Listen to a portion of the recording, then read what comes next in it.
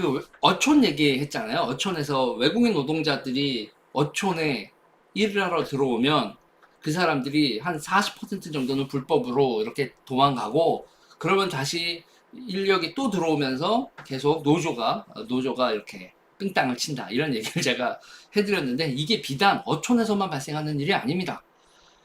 중소기업 사장님들의 애환이 장난이 아니군요. 그러니까는 뭐냐면, 노동자가 갑자기 태업을 하는 거야. 태업을 하면서 어떤 거냐면, 내 동네 형이 저쪽 공장에 있는데 그쪽 공장으로 옮기고 싶은 거야. 근데 그렇게 옮길 수가 있는 게 아니거든요. 음?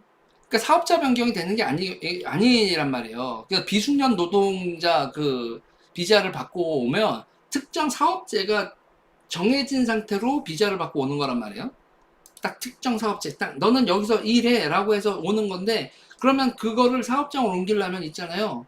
그 회사가 망하거나 아니면 사업자가 해고를 하거나 이렇게 옮기는 걸 동의를 해줘야 되는데, 그 동의를 해달라고 찡찡찡찡 거리는 거야.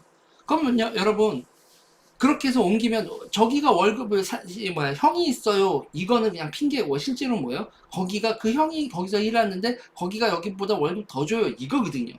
월급 더 안 주면은 여기서 태업을 하는 거야. 나 일 안 해. 그러면 거기서 이렇게 옮기잖아요? 그러면 거기서 이제 브로커가 또 브로커 피를 받는 거죠.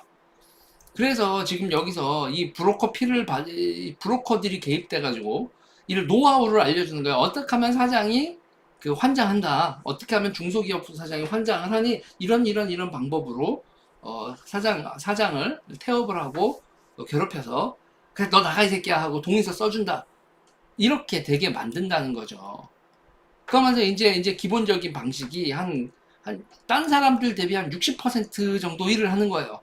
딴 사람들이 한 500개 하면 한 자기는 300개 정도 한다. 이렇게 하면서 이게 일명 태업이죠. 이렇게 하는 거고, 그러더니 갑자기 나 어지러워요, 아파요, 이러는 거고요.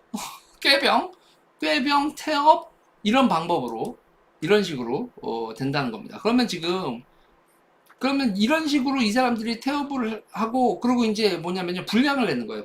분량을 내면 그 사장님 입장에서 환장하죠. 분량 내면 그쪽에 이렇게 배송을 갖다가 이거 불량이에요라고 빠꾸가 들어오면 사장님 이거 돌아버리는 거 아니야. 그래서 지금 이게 E9 비전문 취업 비자, 이렇게 들어온 거에 우리나라에 이 허점들 있잖아요. 그리고 이게 기본적으로 우리가 그 이방카 뭐 이렇게 개그 프로그램 이런 거에서도 사장님 나빠요 이렇게 돼 있어서, 외국인 노동자 되게 순진하고 이런 사람들이 와서 그 사장님들한테 인권 침해를 당했다, 이런 이미지가 있잖아요. 이게 초반에 외국인 노동자 초반에 우리 그 사람들이 어리버리 될 때, 그리고 또 악독한 사장님들이 없었던 건 아니야. 없었던 건 아닌데 그건 옛날 얘기란 얘기예요. 지금은 노동자들이 너무너무 똑똑해져가지고, 그리고 브로커까지 끼어가지고 이렇게까지 흔들어야 된다. 근데 문제는 제가 이런 얘기를 그냥 단순히 이런 얘기를 할 때 있잖아요. 이런 얘기를 하지 않겠죠. 그 브로커들이 어떻게 되겠어요, 여러분? 경기동부하고 이런 애들인 거지. 여기에 빨갱이가 끼어 있다는 거야. 문제는 뭐냐면, 근데 제가 이 빨갱이가 끼어 있다라는 거를 얘기를 듣고, 그런데 더 이제 여기저기 전화를 돌리고 알아봤는데, 문제는 뭔지 아세요? 빨갱이들도 여러분 그렇게 의리가 있는 인간들이 아니야. 이게 돈이 된다 하니까 독립을 해버리네? 그러니까 이 외국인 노동자들에 대한 정보를 해서, 이게 외국인 노동자 이렇게 인력 송출하는 비즈니스를 있잖아요. 얘네들이 그 경기동부하고 뭐 경기동부뿐만 아니라 이 NL 세력, 이 민노총 세력이 노하우를 개발한 건 맞는데, 그걸 옆에서 보면 이 노하우가 여러분 그렇게 절대적으로 독점할 수 있는 노하우가 아니거든. 그러니까 우후죽순 브로커들이 독립을 하는 거야. 그래서 지역마다 사무실에서 여러분 이렇게 여러 세력이 있는 거예요. 독자 세력, 독자 브로커 세력으로 이렇게 동네에서 돈 벌고 있는 세력, 그리고 이렇게 경기 동부 세력, 온갖 세력이 지금요, 이 외국인 노동자 뜯어먹는 시장이 블루오션 뭐 이렇게 돼가지고, 이게 무슨 매드믹스 찍어요. 서로가 서로한테 연맥이고 이런 거예요. 그래서 지금 이 시장에 지금 정부가 관리를 안 하면, 시간이 지나면 어떻게 되겠어요? 결국은 시간 지나면 조직되어 있는 놈들이 천하통일을 하거든. 그러면 이거와 관련된 입법도, 또 이 외국인 노동자 관리와 관련된 입법도 민주당 또 민주노총 쪽이 이걸 장악하는 쪽으로 입법을 할 거 아니에요. 이건 되게 초기 단계에 벌어지는 일이긴 하지만, 이게 여러분 앞으로 매년요 여러분 10% 이상 성장합니다. 외국인 노동자 지금 노동력 우리가 워낙 없어서 외국인 노동자들 늘려 쭉쭉쭉쭉 늘어가는데 그거에 대한 통제력 그리고 그 노동 브로커 시장을 둘러싸고 완전히 여러분 있잖아요. 이건 정글이에요, 정글 지금.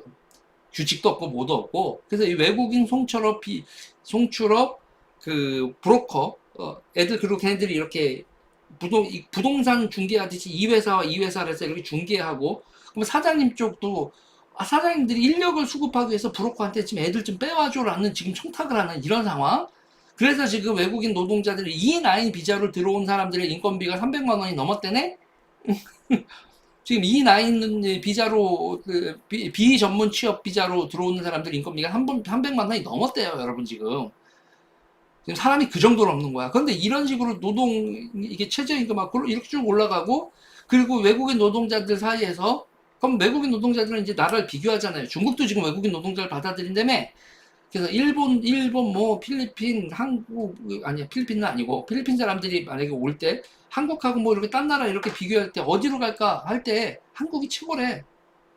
한국이 호구지, 호구. 여러분.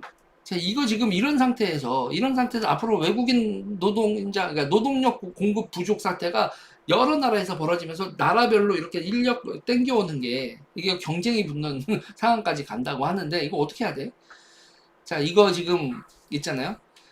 그 외국인 근로자가 사업자 변경을 요구하거나 태업을 하거나 기타 등등 무단 결근 이런 거에 대한 경험들이 그 회사 사장님들 비중이 되게 높은 상황인 거예요, 지금.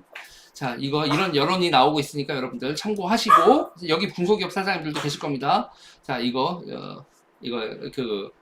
식의 돼 있는 이거 앞으로 질서를 만들기 위한 공론화가 반드시 필요해 보입니다.